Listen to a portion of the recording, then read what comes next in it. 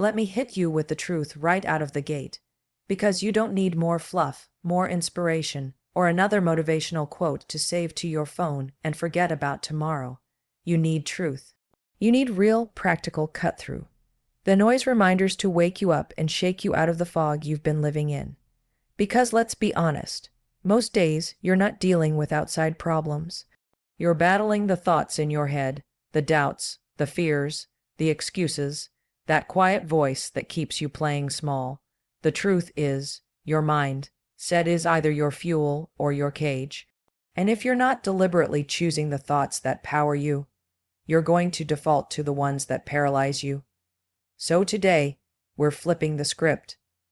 I'm going to give you 9 truths, not opinions, not theories, truths, and they're not meant to make you feel good. They're meant to make you move.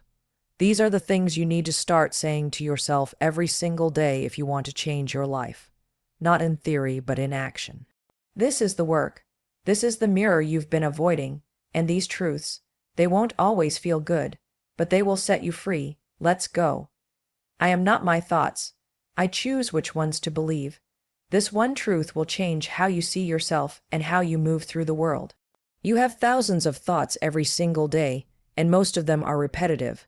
A lot of them are negative, and almost none of them are rooted in reality.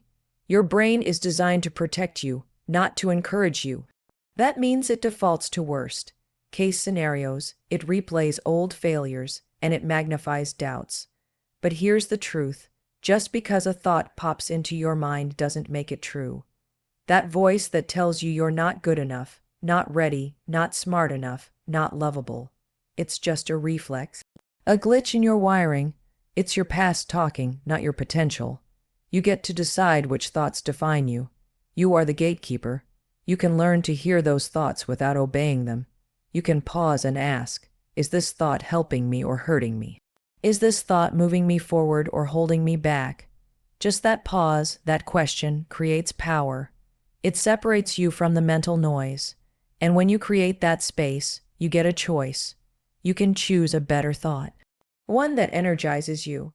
One that speaks possibility. One that supports the person you're becoming, not the person you used to be. This takes practice. It doesn't happen overnight. But every time you catch yourself spiraling, whether it's anxiety, insecurity, jealousy, self-doubt, you can interrupt it, name it. Oh, that's just a thought. That's not who I am. Say it out loud if you have to. Ground yourself in the truth. You are not broken. You are not behind. You are not your failures. You are not your past. You are not the fear running through your head at 3 a.m. You are the one who hears those thoughts. You are the one who decides what to do with them, and that means you have power. Your brain is like a playlist. If you keep listening to the same track over and over, I'm not good enough. I always screw this up. Why bother trying? That becomes your soundtrack. But you can swap out the tracks. You can create a new playlist. I'm figuring it out. I've survived every hard day so far. I can handle this. That's not toxic positivity. That's truth. That's taking ownership of your mindset. You're not lying to yourself. You're reminding yourself of what's real and what's possible. Start paying attention to how often your thoughts go negative by default. When something goes wrong, what do you tell yourself? If you make a mistake, do you call yourself stupid? If someone rejects you, do you take it as proof that you're unlovable? These patterns are learned, which means they can be unlearned, but only if you recognize them. Only if you stop accepting them as facts. They are not facts, they are habits. You're not stuck with them. You don't need to wait for a perfect mindset before you take action. You can take action with fear in your chest and self-doubt still buzzing in your ear. You just don't let those thoughts be the boss. You thank your mind for trying to protect you, and then you choose a new direction. This is about becoming the kind of person who can hold 2 truths at the same time. I'm scared, and I'm doing it anyway. I feel like I'm not good enough, and I'm showing up regardless. That's how you build mental strength. This isn't about ignoring your feelings or pretending everything is fine. It's about realizing that your thoughts are not always reliable narrators. They're shaped by your experiences, your trauma, your fears, your environment. But you are not limited to them. You can witness your thoughts without becoming them. You can rewire your self-talk. You can become the kind of person who notices a storm in their head and still moves forward. Not perfectly, not fearlessly, but forward. That's how you change your life. Because when you stop believing every thought that enters your mind, you create freedom. You create possibility. You open a gap between what your brain says and what your heart knows. And in that gap, you get to decide who you are. You are not the voice of doubt. You are the one who hears it. You are not the fear. You are the one moving through it. You are not the past. You are the person writing the next chapter. And that starts with choosing which thoughts to believe. Overthinking is the most convincing form of self-sabotage there is. It feels productive. It feels like you're being responsible, planning, analyzing, preparing. But what it really is, most of the time, is a loop, a distraction, a way to stay stuck while telling yourself you're making progress. You sit there, playing out every possible outcome, predicting every worst-case scenario, trying to get everything perfect before you make a move. And while you're doing that, time passes, opportunities disappear, momentum dies, and your confidence, it shrinks, one overanalyzed thought at a time. You don't build clarity by thinking, you build it by doing. By stepping into the unknown, trying something, messing up, and adjusting. That's how you learn. That's how you build muscle. Nobody figures it all out in their head first. That's not how growth works. The path only appears when you take a step. Waiting for certainty before you act is like waiting for your muscles to grow before you go to the gym. That's not how it works. You move first. The confidence, the clarity, the momentum, they follow. Every big change, every major breakthrough, every success story you admire started with a single, imperfect action. Not a spreadsheet, not a 5-year plan, a step, just one. That's the difference between people who stay stuck and people who move forward. The willingness to do something before they feel fully ready. Readiness is a myth. You'll never feel completely prepared. There will always be fear. There will always be a voice in your head whispering, "What if it goes wrong?" But here's the truth. The only way to quiet that voice is to prove it wrong through action. You don't need to have all the answers.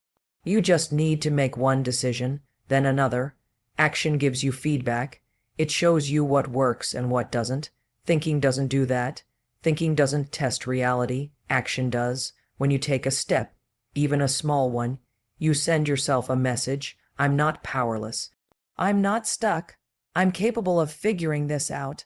That one step changes your energy. It shifts your brain out of the fear loop and into motion. Suddenly, you're not a person waiting. You're a person moving. Overthinking is a lie your mind tells you to keep you safe. But it's not safety. It's a cage. It keeps you trapped in a world of what-ifs and somedays. It convinces you that doing nothing is better than doing the wrong thing. But the truth is, indecision is more exhausting than action. You drain more energy thinking about doing something than you would actually doing it. You lose sleep, you second guess. You replay conversations in your head, you edit emails 10 times. You rehearse imaginary scenarios that never even happen. And what do you gain? Nothing. No progress, no results, just more hesitation. Taking action doesn't have to be dramatic. It can be tiny. One email, one phone call, one walk, one page written, one difficult conversation, 1 minute of movement. Those little steps add up. They compound. And most importantly, they teach you something your brain never will. That you can handle more than you think. That doing the thing is rarely as hard as imagining the thing. That fear shrinks in the face of momentum. You don't need to eliminate fear before you act. You need to act in spite of it. Fear is a sign you're pushing your edges. It's supposed to be there, but it doesn't get to be in charge. Not if you want to grow. Not if you want to change. Every time you choose action over analysis, you reclaim your power. You interrupt the pattern. You stop spinning and start building. You stop rehearsing and start living. That's the shift. That's how you go from stuck to unstoppable. The people who succeed aren't the ones who get it perfect. They're the ones who keep moving. They fail fast, learn faster, and never stop adjusting. They don't let overthinking steal their future. They know that clarity isn't found, it's earned through motion. So instead of asking, "What if I fail?" ask, "What's one thing I can do right now?" Then do it. Don't wait to feel ready. Don't wait for the fear to go away. Just act, because in the battle between action and overthinking, action wins. Every time. Confidence isn't something you're born with or without. It's not reserved for extroverts, leaders, or people who always seem to have it together. That's a myth. Confidence is something you build, like a muscle. It's a skill that anyone can develop, no matter your past, your fears, or how insecure you feel right now. You don't need a permission slip to start building it. You don't need to wait until you feel like a new person. You just need to begin acting like someone who believes in themselves, even when you don't fully feel it yet. Here's the truth: confidence comes from evidence. Not from hype, not from compliments, and definitely not from comparison. You build confidence by doing hard things, by showing up when it's uncomfortable, by keeping promises to yourself. Every time you take a risk, speak up, set a boundary, or try something new, even if you fail, you collect evidence that you can handle life, that you can trust yourself, that you're capable. Confidence is self-trust in action. It doesn't grow in comfort zones. It grows at the edge where things feel a little scary, a little uncertain, but you go anyway. And the secret is, you don't wait until you feel confident to do the thing. You do the thing, and that builds the confidence. That's how this works. Confidence follows courage, not the other way around. If you're sitting around waiting to feel ready, waiting for the nerves to disappear, you'll be waiting a long time. The people who look confident, they're not fearless. They're just practiced. They've faced fear enough times to know they'll survive it. You don't need a huge win to feel confident. Small wins matter. Micro proof: say you're going to get up early and you do it, matters. Say you're going to have that tough conversation and you show up. It matters. You're teaching your brain, when I say I'll do something, I follow through. That kind of internal consistency changes everything. It doesn't matter what other people think. You stop outsourcing your worth. You stop chasing validation. You build it internally, one action at a time. Confidence also means being okay with not knowing everything, with not being perfect. Real confidence isn't loud. It's not about being the most charismatic person in the room. It's quiet, grounded, and secure. It says, I don't have to prove myself. I already know my value. That kind of confidence comes from doing the work, not performing for approval. It comes from failing and realizing it didn't break you, from being rejected and realizing you're still standing, from walking through doubt and choosing yourself anyway. This also means you have to stop thinking you're not that kind of person. That's a story. Maybe you've said, I'm just not confident like them, or that's not me. But that's not truth. It's identity-based thinking, and it's keeping you stuck. If you keep identifying as someone who lacks confidence, your brain will keep finding ways to prove that story true. But if you start choosing new behavior, you can rewrite that identity. Every time you act like a confident person, even if it feels awkward, you chip away at the old story. You start becoming someone new. You don't need to fake it. You need to practice it. Practice speaking up. Practice advocating for yourself. Practice saying no. Practice trying new things. The more reps you get in, the more natural it starts to feel.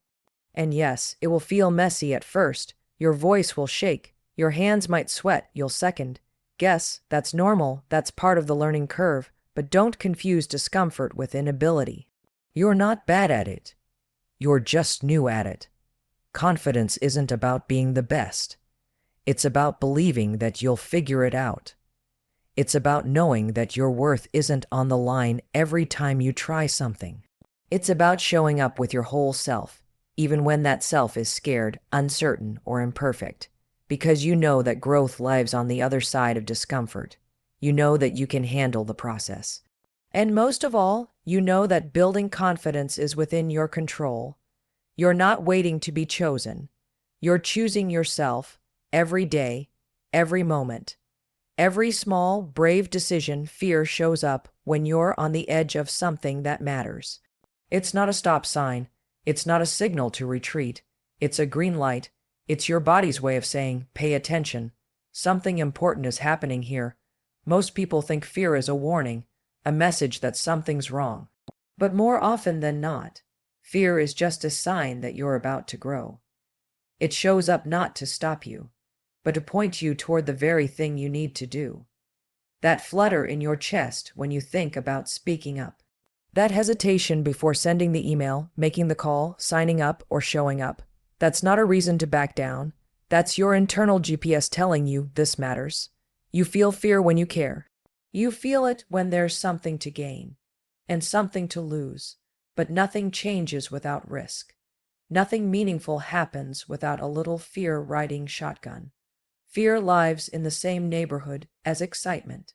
Your body doesn't always know the difference. Your heart races, your palms sweat, your breathing changes. But the difference is the story you tell yourself. When you feel fear and say, "This means I shouldn't," you shrink. But when you feel fear and say, "This means I'm about to level up," everything changes. You stop resisting it. You stop running from it, and you start moving with it. The truth is, everything you want is on the other side of fear. Confidence, purpose, connection, success.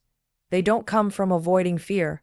They come from facing it, from moving toward it again and again until your nervous system learns that discomfort is not danger. That being scared doesn't mean you're not ready.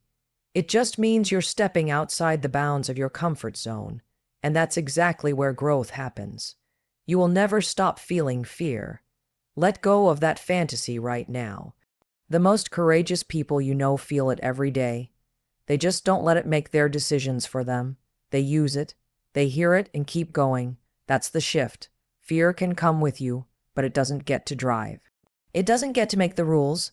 When you wait to feel fearless before you act, you're giving fear the wheel. But when you act with fear, you take the power back. Fear often points directly at your purpose. It reveals where you're playing small. It shows you the edges of who you think you are and dares you to go further. And the only way to grow into the next version of yourself is to move through that resistance. Not around it, not avoiding it, straight through, because every time you do something scared, you stretch your capacity, you expand your identity, you build proof that you can do hard things. Fear says, "What if it goes wrong?" But growth asks, "What if it goes right?" Fear says, "You're not ready," but experience says, "You get ready by doing." The goal isn't to eliminate fear. The goal is to stop letting it paralyze you. You learn to feel it without freezing. You learn to walk into the fire, not because it's easy, but because you know it's where transformation happens. Sometimes the fear you feel isn't even yours. It's inherited, conditioned, learned from other people who didn't chase their dreams, who made safety their default. And now you're carrying it as if it's truth, but it's not. You don't need to carry fear like a burden. You can hold it lightly. You can say, "I see you, I hear you, but I'm doing this anyway." When fear hits, you have two choices. Shrink back into what's familiar or step forward into what's possible. Familiar might feel safe, but it's also where dreams go to die. Growth is uncomfortable. It's supposed to be. That discomfort isn't failure. It's evidence you're evolving.